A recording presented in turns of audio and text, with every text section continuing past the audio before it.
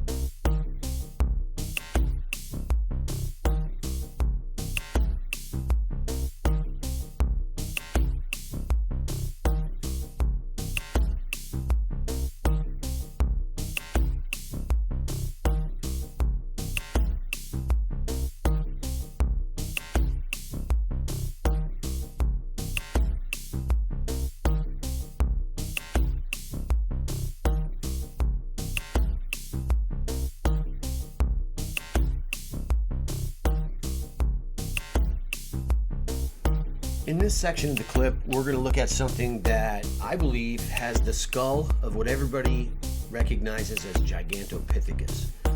I've seen this type with my own two eyes, and they appear to have a sagittal crest. If we look closely at this next frame, you can plainly see that tremendous ape face in there, the huge brow ridges. But these guys hang out with regular Sasquatch too. This is the kind that people would report and say, yeah, I saw a Bigfoot in there today. There are other creatures with these guys. And in the bushes, we can see on the right hand lower side there, just below the other one, is this guy. There are also creatures that, as of yet, we haven't identified clearly on footage. Over the course of many clips, we've captured these individuals on film to the extent that we have a pretty good idea of what they look like.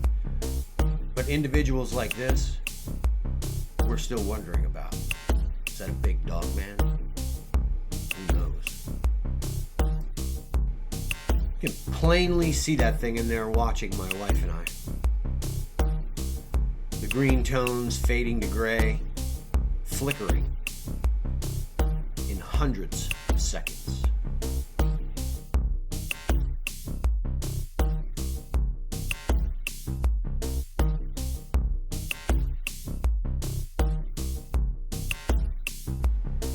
All right, so here's the clip in real time, and you really can't make out anything that's going on there because the retransmission is flattening out all the depth in the scene. You can't tell how far back things are, and this is real-time speed. So when we're looking at this, we're not going to be able to tell what's over there from this far away.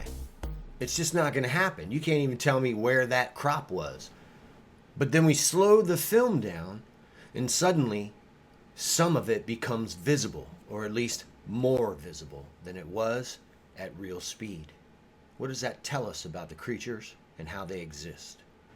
The optical illusion itself that's created that human beings perceive is happening a lot faster than our eyes can pick up on. Slowing the footage down allows us to see things clearer. That tells us that shooting in the highest available frame rates, or high-speed cameras, would be excellent for Bigfoot research and capturing creatures clearly. Let's take a look at a little Bigfoot breakdown footage, and we'll examine several different types of creatures throughout these clips.